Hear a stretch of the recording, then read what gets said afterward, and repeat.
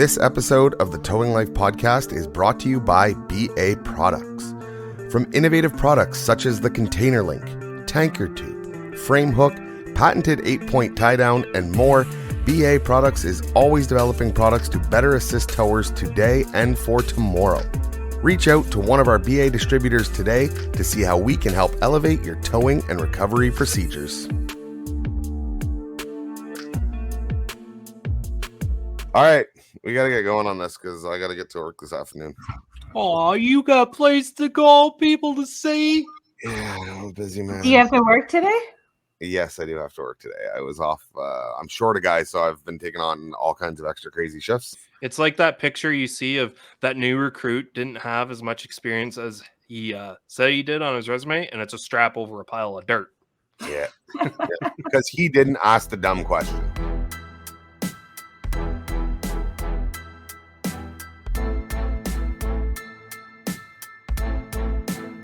Hey everyone, I'm Brad from Calgary. This is Sean from Cambridge, Ontario. I'm Terry from Cornwall, Ontario. Hey, this is Larry from Pitt Meadows, British Columbia, and you're listening to the Towing Life podcast.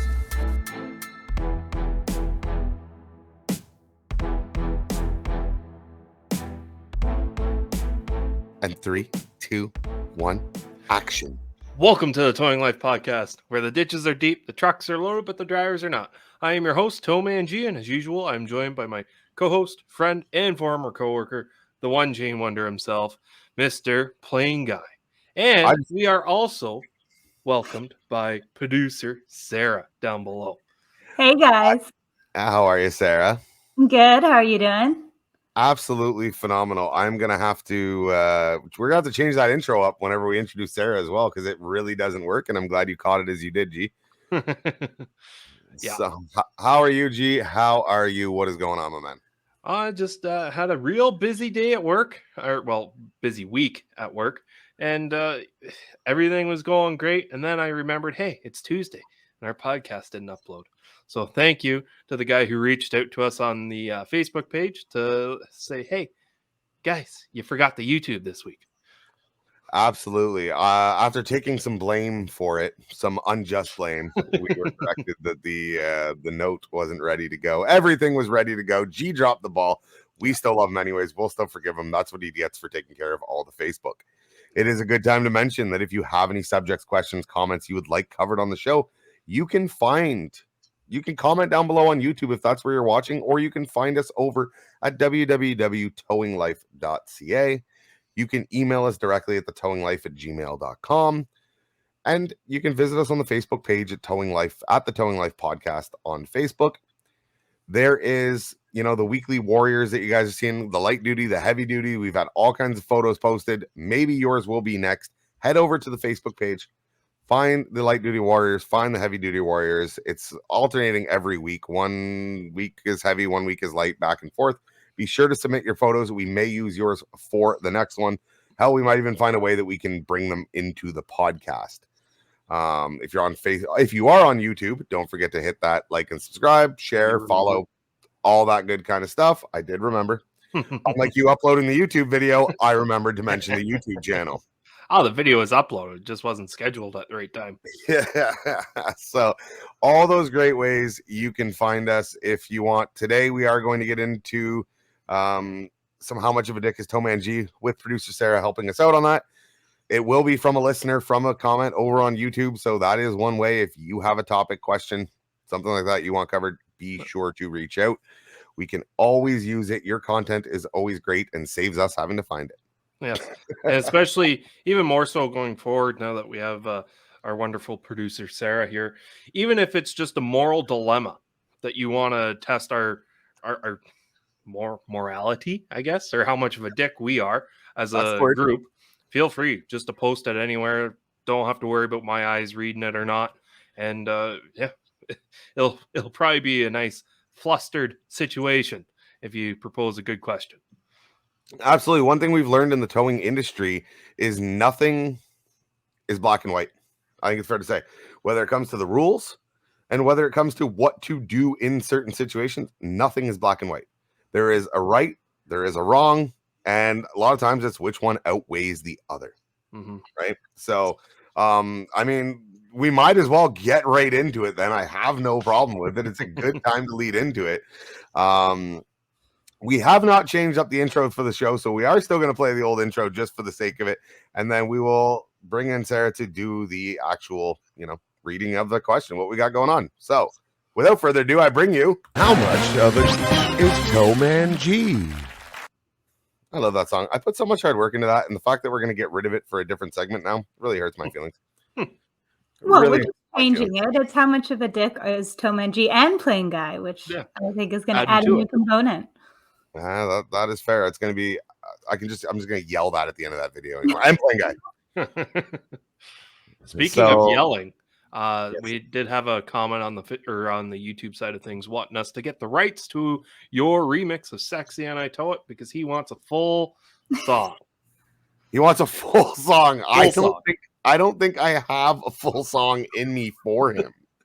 We are working. Oh, that was loud. We are working on another one. I will not lie. It has been in the works for a little while. I've been busy. Haven't quite had time to finish it up. But there is another PlainGuy Productions remix coming that is towing related, featuring my wife, actually. Oh, so we will work. I don't have a timeline on it yet. There's a lot of work going into it, but yes, it is coming. It is coming. So there will be. Maybe we'll release a whole album at one point. We're just gonna do an album drop. We're gonna get Sarah singing some songs. We'll get TowManG singing some songs. Oh God! I want Towing Life Greatest Hits. The towing. Oh man. I can give you the Towing Life's worst hits. We'll have more of those. We need to trademark one of these names and just stick with it. All right, Sarah? Enough delay. Come on. Are you ready for your moral dilemma of the day? We are. It looks like this comes from Dylan Duvall. Sorry if I've mispronounced your name, Dylan, but thank you for your submission. He loves the show, which is great. And he's got a question for you. So you get a roadside call in the middle of the night. You show up to a vehicle 50 kilometers away from shop coming back into town. There was a miscommunication with dispatch, and the customer requested a deck, but you show up in a wrecker.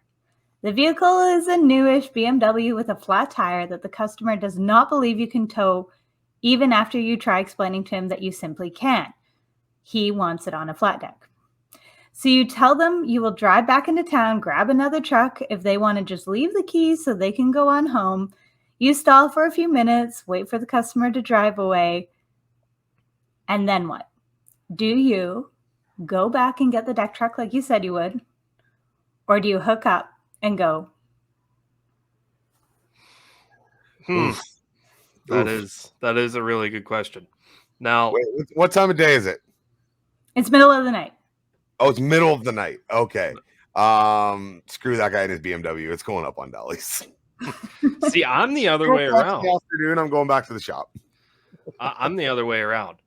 I feel like, okay, so if I put it up on Dolly's, which is fine, I can do that. It's safe to do that. But if he sees me, or if something happens for whatever reason, even if I just get rear-ended, it's a 50-kilometer tow coming back into town. And if I get rear-ended, now I got to explain to him that I was on the back of my truck and not on a flatbed. And that's not a battle I choose to pick. It is. And I think you're actually very mature for saying that. And I'm sorry for laughing while I call you mature. Because a lot of these arguments, you tend to be on the other side of it. It is true.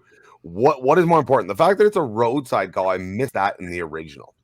Now, this is going to sound really bad because I believe you treat every vehicle the same. And I would not treat this BMW any different because it's a roadside versus it being a private customer. The only difference is that with a private customer, you are the one that is paying me directly. If you are adamant that you want that, as a paying customer, you're going to get it. Right? If it can't be done. But as a roadside customer, and not to shit on the roadsides, but they still say that we need flatbeds for Chevy Cobalts. They say we need flatbeds for every Volkswagen that's out there.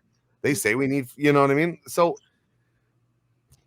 as a roadside customer, I'm going to take some flack for this one, but I'd probably be willing to go with my best instinct is the roadside has contracted me for a job, not the customer. It is my job to get it done and appease the roadside. Now, the roadside's going to take shit. Like you said, if the guy sees you, there's going to be hell to pay. Hmm. But, you know, not to mention, is the roadside going to pay a GOA? If the roadside's paying a GOA, that's going to change things too. Yeah. Right? If they're paying me 100% GOA for going out there, and now I got to go back and get another truck, 100%. And they normally do. The right thing to do because is get another truck. unless it specifically states flatbed required in said call, you normally get a GOA if you get out there and the customer refused the truck. Right? And if your roadside company that you're working with isn't doing that, it's not a good roadside company. There was a time back when, and it only applied to certain roadsides, I believe, in certain regions. But if the vehicle did not require a flatbed, meaning, you know, whether it be for factory, like if you lowered your car, all of a sudden needed a flatbed because it couldn't be done on a record, they would actually charge the customer the premium. The customer had to pay the towing company directly the premium for the flatbed. I say bring that back. Yeah.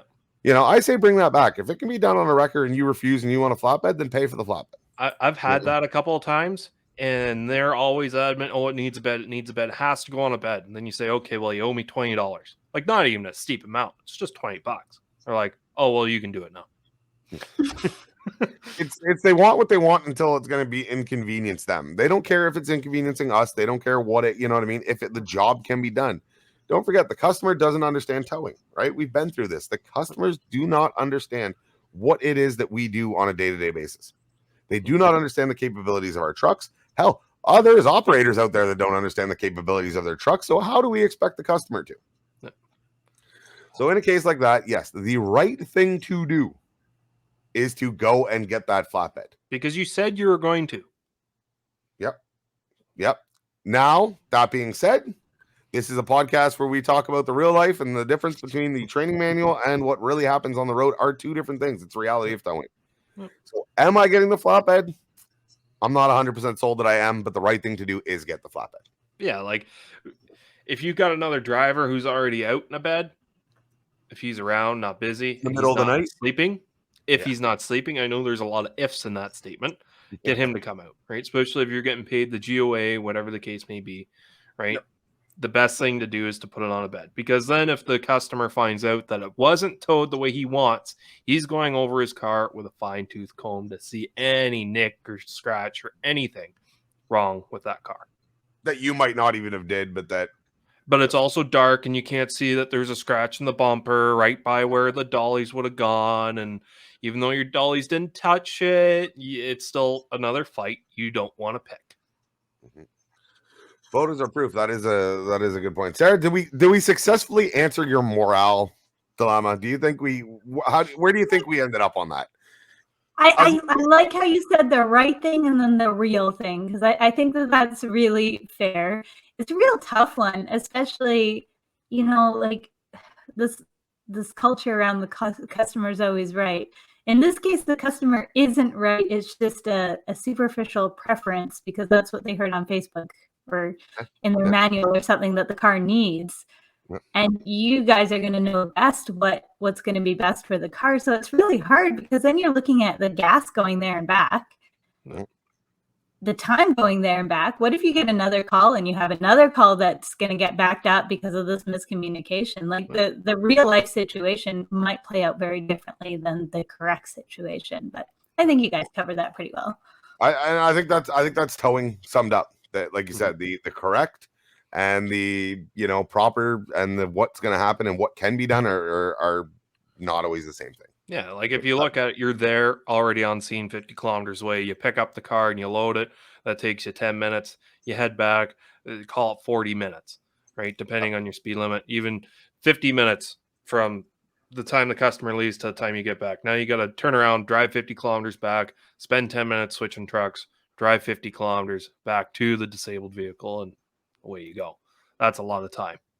Yeah, no, it definitely takes some time. I had a good one the other day. It'd be a good story to share. I was doing a police call.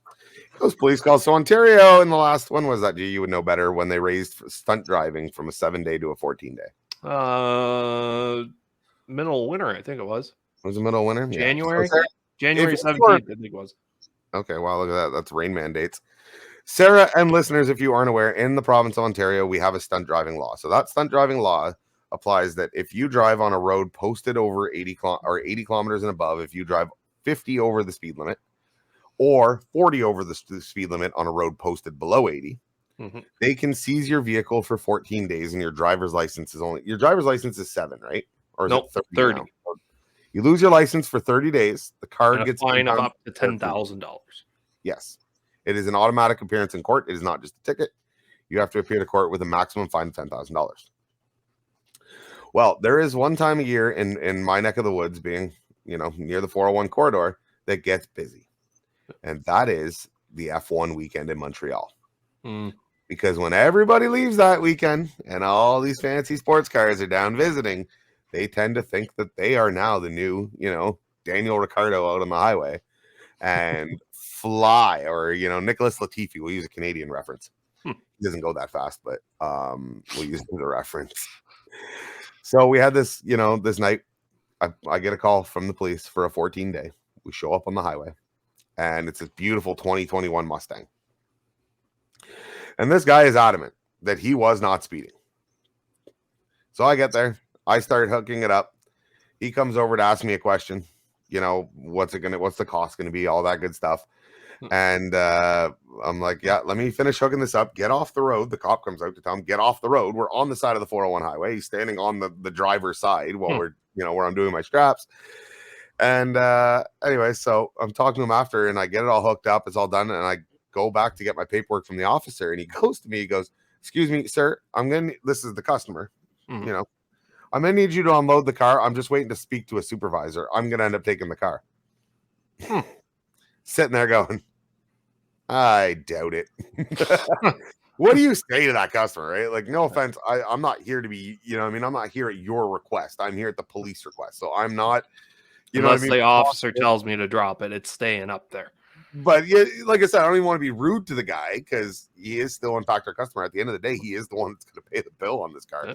Actually, the kicker is it was a private rental company. So this guy is really worried because now he just got their car impounded for 14 days. So what's that going to cost them? Plus the summons to appear in court, plus and plus and plus. And it just, but the way he said it, right, is like, I'm just like, you're going to drop the car. And I'm like, okay, I'm going to go talk to the officer now. Well, I actually got a good story, and I really want to get to this list that we've got that we want to talk about, but it's a really good story. So when COVID first came out, a lot of these roadside companies came out with a concierge service, or at least put more funding into a pre-existing concierge service. And in a lot of our contracts, if you are dealing with a roadside, you've got to take the customer, the card holder, just that one person, right? And for the last couple of months, this particular roadside has been sticking real tight to the rules, like very little wiggle room. So I decided to play ball with them. If you want to play right close to the belt, I'll do the same. You send me a call that has 2 passengers. Okay, well, you better send out a cab, right? So I get this one call. It was a Ford F-150 going to the city, about 100-kilometer tow, 2 passengers. It was on a Saturday evening around 6 o'clock. No one else wanted the call, so they said, okay, we'll get a cab. It's like, okay. So I head out, and I get there, and I ask the guy, what's wrong with the truck? It's right at the gas pump. He says it won't start. I was like, okay. He's tried boosting it. I put my pack on. It's reading 12.4. I get underneath, and I try to tap the starter, and with the skid plates, I can't really get a good angle on it. So I get the truck loaded away from the pumps, and it's an older gentleman, husband and wife. They're coming back from a camping trip. And so we're waiting for this cab, and I finally get a hold of the roadside to give them a call. And they're like, oh, well, if you and your wife go in the cab, you're fitting the bill for it. We won't pay it. But if one does, they will? If the member jumps into my tow truck and sends his wife in the cab, it's fine. It's covered. Even though now they are technically transporting a non-member in the cab. But if they both take the cab to their house, then he has to fit the bill for it. Now tell me that's a mother-daughter. Or like a mother-daughter, a 3-year-old daughter, whoever, right? It doesn't matter. Why does it matter? Yeah. If you're paying a taxi for a member off the highway or from wherever they are. Yeah. It is not costing you the cab company doesn't go, yeah, how many people are hopping in? Yeah, that'll be an extra $20. That's not how that works unless you request a minivan because there's a family of 5. Yeah. Yeah, and God, that's what I told the guy. I was like, honestly, like I've put 5-6 people in a cab before through this service that your Roadside has provided. And I know we're tapering out of the COVID policies, which is for the better, but it's still like, I get it that it's costing the company money to provide the cab, but you're already paying for the cab. Yes. Like, it's not going to cost you anymore. And this is what I said to him. I was like, it's not going to cost the cab company depending if there's 1 butt in the car or 2. Because so what did you do? Well, then they decided after 3 hours of this gentleman standing there, 1 hour to get a hold of them in the first place, another hour for me to get there, and another hour after I was hooked up, they finally said, we can't find a cab in that area. We'll send one out from the city. Rough ETA's an hour and a half. I decided, you know what? Just get in the back of the truck and we'll head her down. Like, hammer down.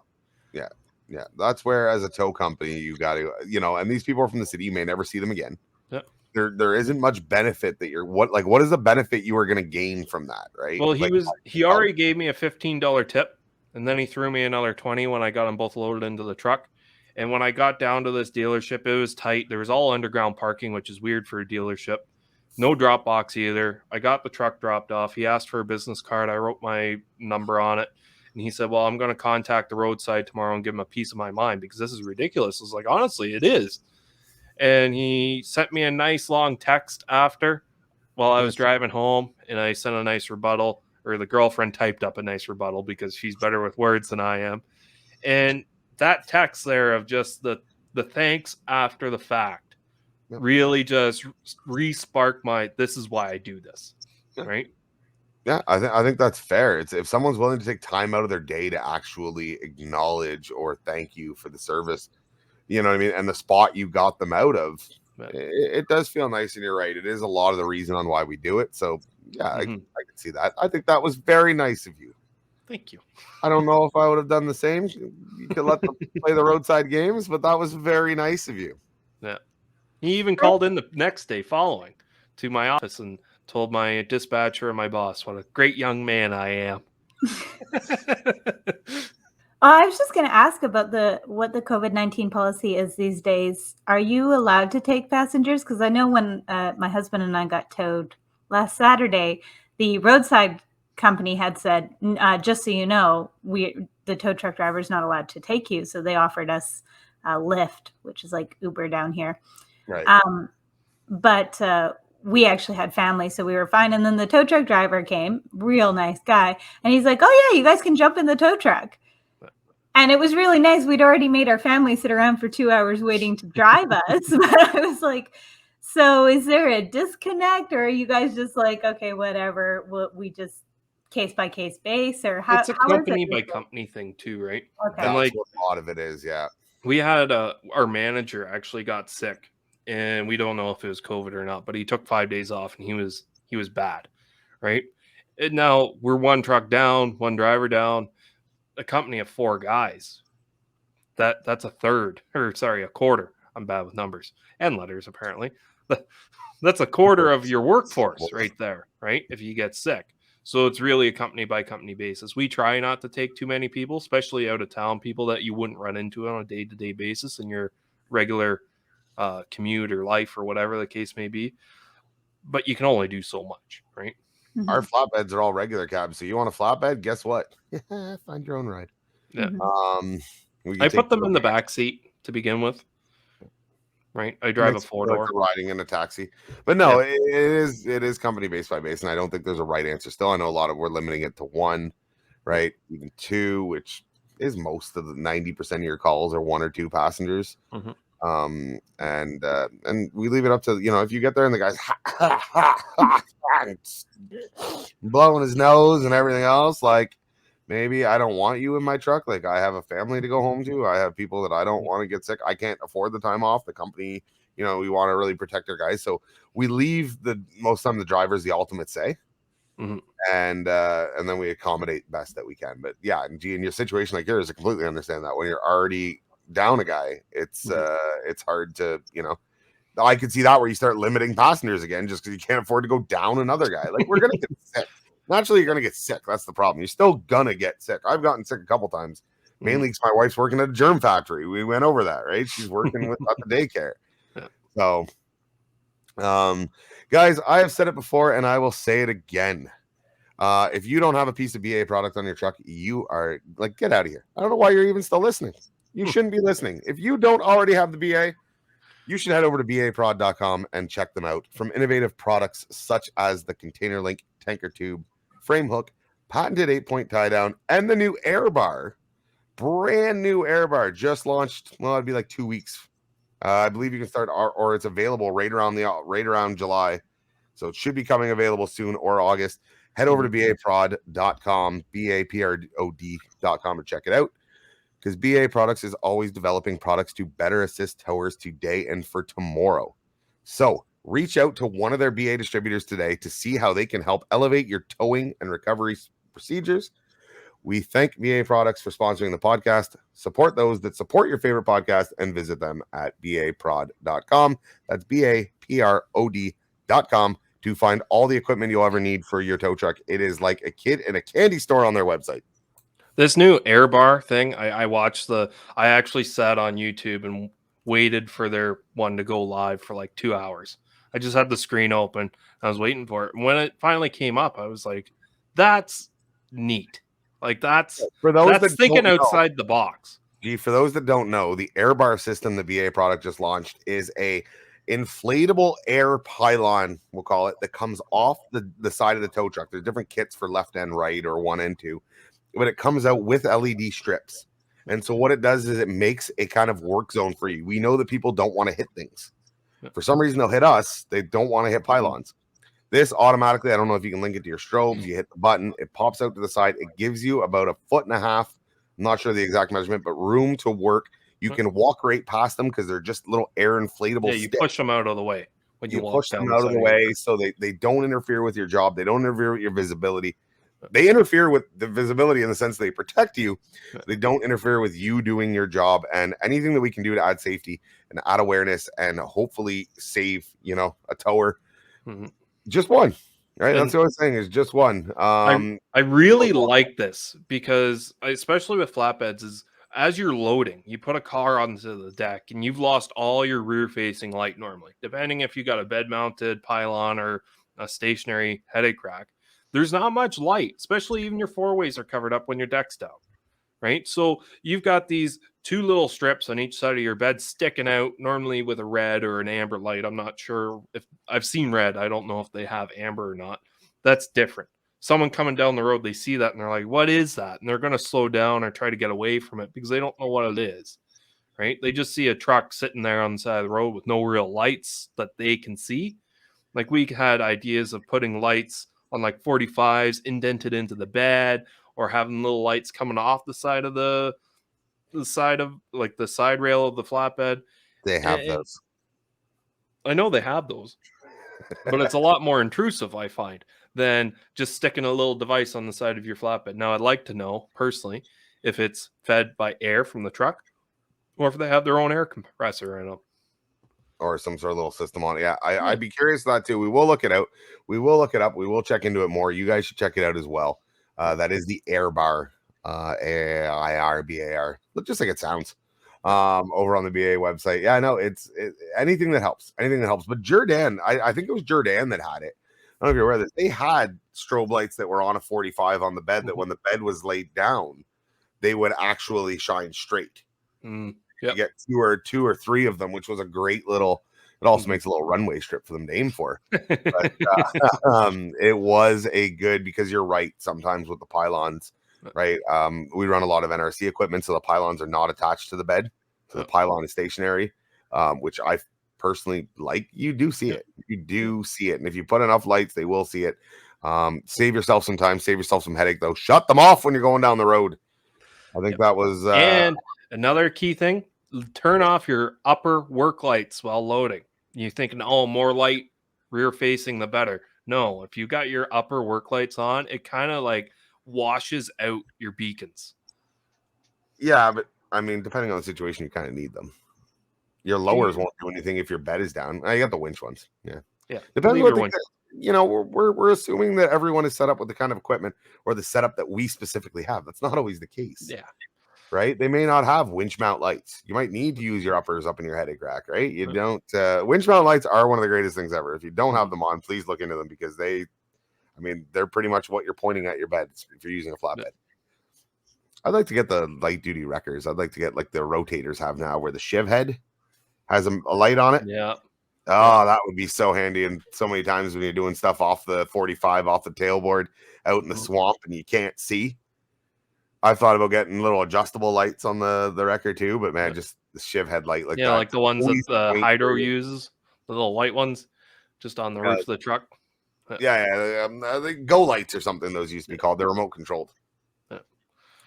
But yeah, what else is it that you wanted to get into today, G? You had some uses for tow trucks. We're talking about what lights we'd like for them. Well, what other uses could we have for tow trucks other than just towing, and how do we not get in trouble with other companies?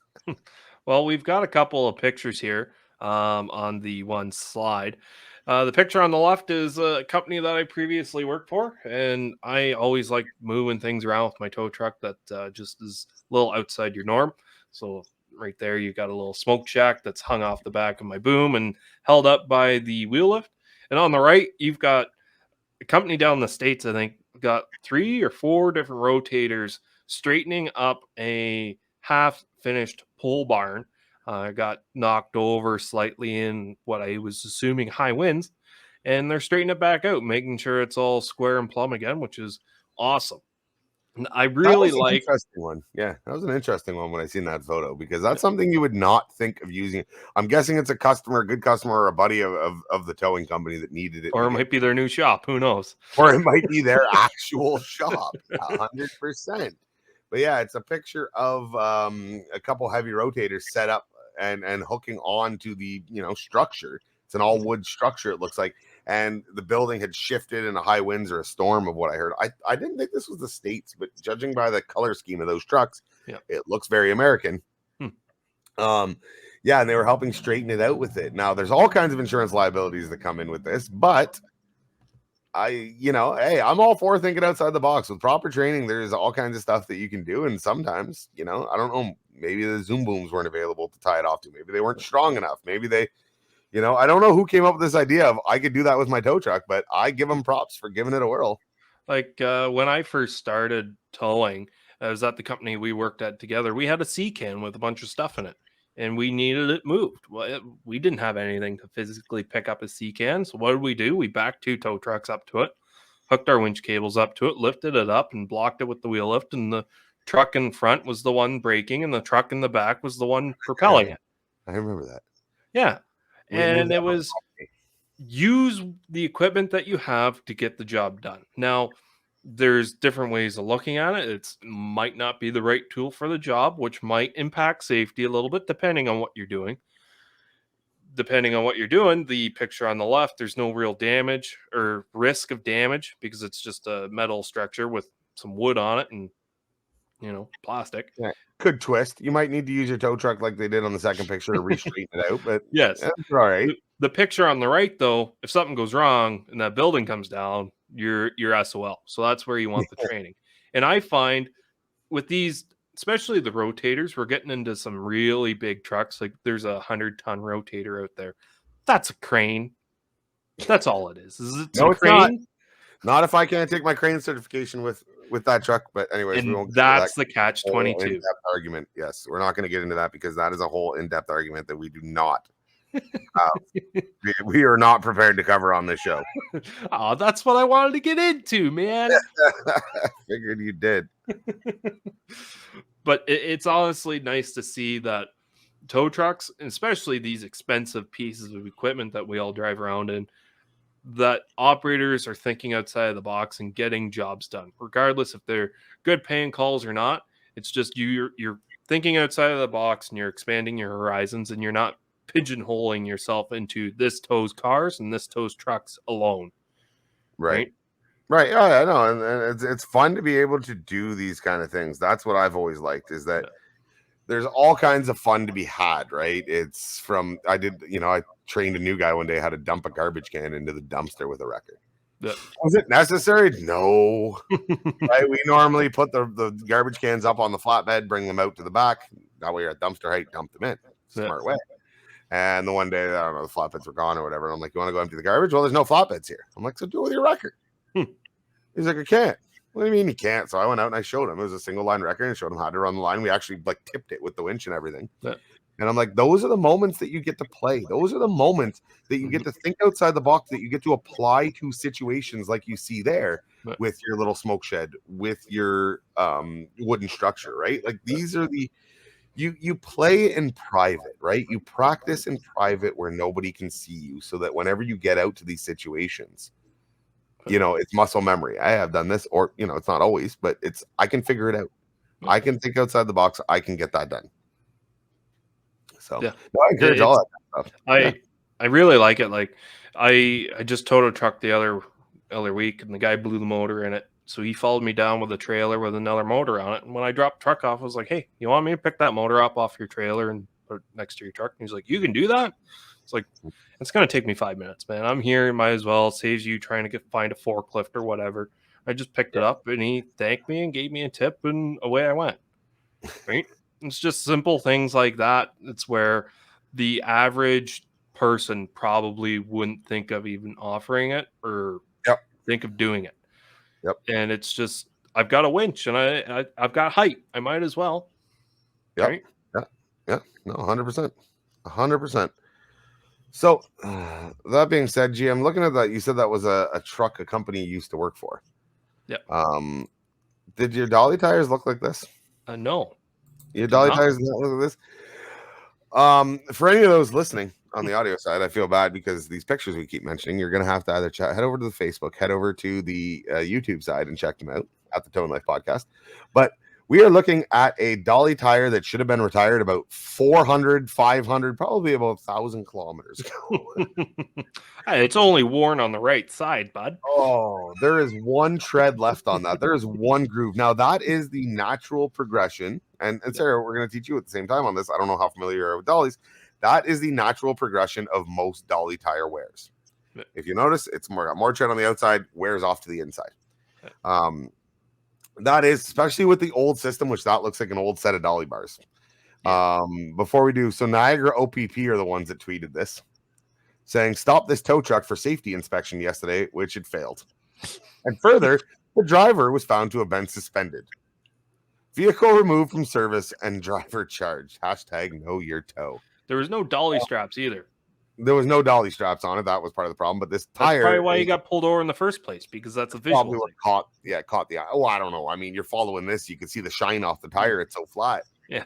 But yeah, the older style dollies, they've now put in a negative degree to help this with camber. But the tires, because the weight on the vehicle, actually tip inwards, especially if you overload your dollies quite regularly, which a lot of guys will do. And so it'll wear the inside of the tire. It's like a bad alignment on a car.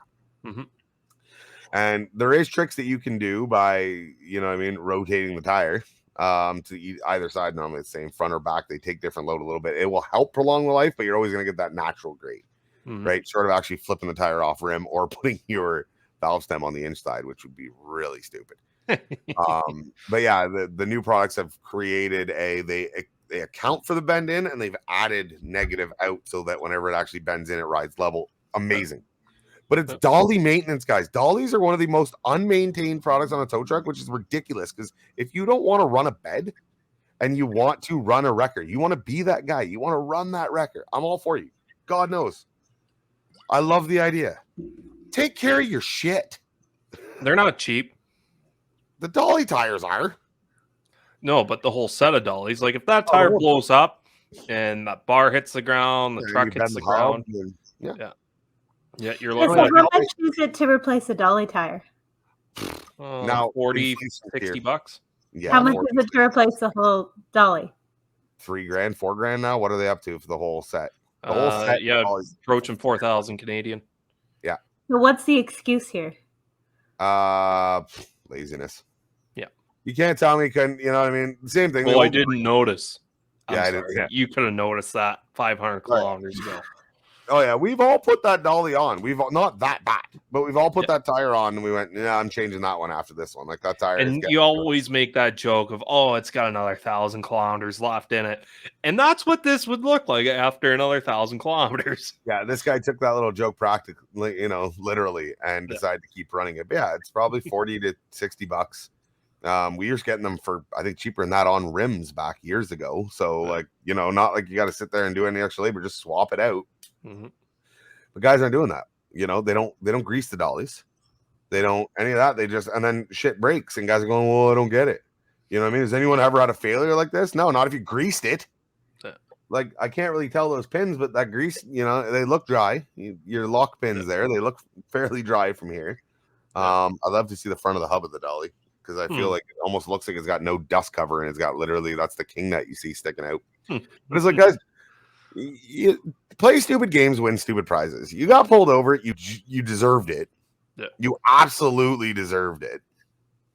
Like, have a little pride in your equipment. I'm not gonna bash the rusty old dollies, whatever. I'm all for that. Do what you got to do, but like that tire, unacceptable. And the fact that the driver, welcome to Niagara, welcome to the Greater Toronto area. I know Niagara's not really Toronto, but for anyone that doesn't know, that's the closest reference I can give you. It's Toronto. Okay. The driver was also found to be suspended. Yeah. Like, you're on a suspended. You're driving a tow truck. First mistake. And then you go do stupid things like this. I'm pretty sure if you knew your driver's license was suspended, or you shouldn't be doing something in the first place, you should make sure those safety chains are double wrapped and your dolly straps are extra tight, just so you look as good as you can going down the road, not to draw any extra attention to yourself. But no. That's not what you're happened. stupid enough to be in that situation. You're stupid enough to do things like this. Yeah. Right? That's the reality of it. So I hate to we're gonna have to do an episode soon on all the good things of towing, because I feel like we talked about a lot of good things in towing today. Actually, we did. Okay, I missed them. I feel like we talked about good things that happen throughout the industry. What do you think, Sarah? I think you did. You talked about doing good deeds and how people thank you and how that makes a difference to you. And then, you go on to do more good deeds because you feel that people are actually grateful. I think that's a positive. Okay, I wasn't here for that part of the podcast. No, you tune us out all the time. I got a lot going on. Okay, it's a lot of it. Sarah's taking a massive load off, and I appreciate it. But I still got a lot going on. But no, it is true. You know what? It's something that we don't want to forget, is that it is easy to shit on the towing industry. It's easy to shit on operators like this that make us look bad. But at the end of the day, we are doing it for a purpose. Can I just put something in here quick? Speaking about shitting on people, is I see on mostly an American towing page, people asking for questions or asking for help. A lot of times they're new guys. And then people a couple days later just shit on these new people asking for help constantly. Every other post that I see is someone shitting on someone else asking for help, or how to do an unlock, or how to tow something, or how to neutralize something. And they're just piling it on. Oh, I feel like this page is all just for rookies. You were there at one point. You had to learn. You had to ask people. We, thankfully, have this platform where we can ask thousands of people for their input, if need be. Yeah. Why not use that resource? It's a tool in all of our toolboxes. Right? Instead of just being able to learn from those 6 to 10 guys that work for you or have been in the industry, you can propose a question to a group with thousands of people out there and get hundreds of different answers back. Yep. Just be humble. Let it be. If you don't want it, don't look at it. Sorry, I had to say that. I had to get it off. Then you get a situation where people are afraid to ask the dumb questions. I've had that. I came into the towing industry knowing nothing and trying to fit in. I was afraid of asking the dumb questions because I was intimidated by tow operators. I was like, okay, I'm going to ask something stupid like what's a dolly, and they're going to laugh at me and not give me a straight answer. I did find out that most guys are totally willing to talk about tow trucks until the sun sets. I really, really appreciate it. But if you don't let people ask the dumb questions, then they're never going to learn. And 5 years down the road, you're going to be like, what are you doing? Because they never learn the fundamentals. It's like that picture you see of that new recruit didn't have as much experience as he said he did on his resume, and it's a strap over a pile of dirt. Yeah. Because he didn't ask the dumb question. Yeah. The dumb question was, should I put a strap over a pile of dirt? No. Not how that works. Yeah. No, it is true. We're all here to learn. I've learned, hey, I don't care how long you've been doing it. You still get those moments where you go, holy crap, how am I just learning this now? Yeah. Right? That's what I love about the industry. That is one of the things I absolutely love about the industry. So keep an eye on that. Don't be, never stop learning, never be too arrogant, be humble. You will go a long way in this industry. So that being said, Try we new have equipment as well. absolutely. Always Try new over the equipment. PA products. Try the air bar. Or pick yourself up a Slim Jim or something. I know I long barred everything for 5 years. I bought myself a Slim Jim, and I absolutely love it. And I can't believe I didn't do it sooner. Those are fine words to end an episode on, G. I can't believe I didn't do it sooner. All right, take us on out, G. It has been a great time as usual. Yes, it's been great. Thank you guys for watching and listening. It's been a great time putting on this show. Hopefully you've enjoyed it. Thank you to Sarah from PlainGuy and myself. We'll see you next week. Toodles. Take care. Bye now.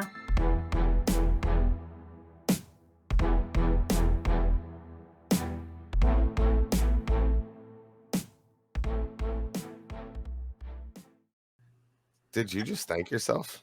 I'm pretty sure you just I thanked really like that. I like how you thank yourself. yourself. I think I